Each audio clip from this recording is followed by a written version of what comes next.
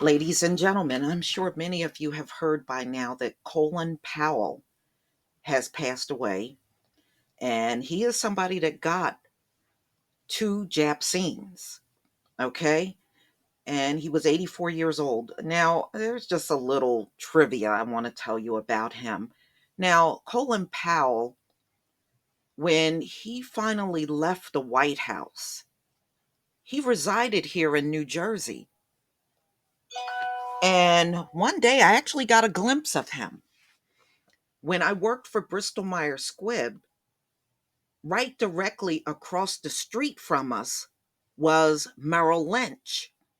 And a lot of these politicians around here, and some were celebrities, would go to that Merrill Lynch in Princeton.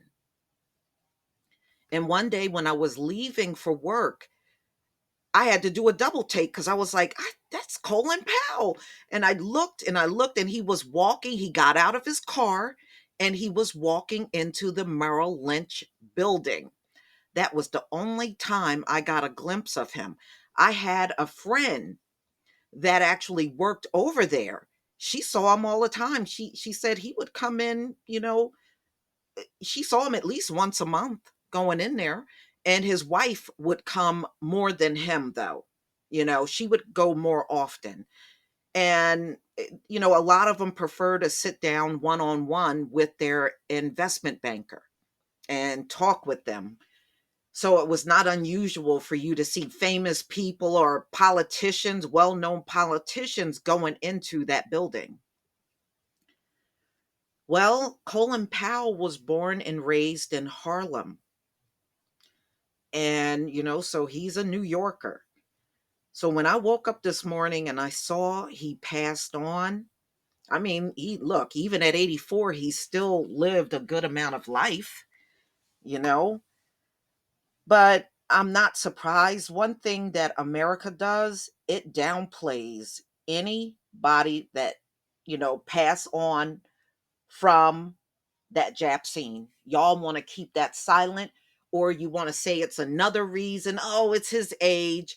Oh, it's this. Oh, it's that. Oh, he had other, you won't admit it. You won't. So we know he served in the military. He did some tours at Vietnam. He was the one that led the charge in the Iraq war. And, and I read deep down inside, he didn't even believe that weapons of mass destruction stuff. But you know how they are in this country. They got to come up with any reason to justify doing something it shouldn't be done. But here we are today, and look at that area. It's in shambles. So, not surprised that they're making a big deal out of this death, because he did serve under Bush 1 and 2. And of course, it's now the timing of this happening is now triggering a lot of thoughts about these alleged, immortal, because they act like this Japsine is gives you immortality or something, and it does nothing of the such kind. So, this is it's sad, because he leaves a wife and family and grandchildren behind. His father actually came here, I believe from Jamaica. That's where his family comes out of.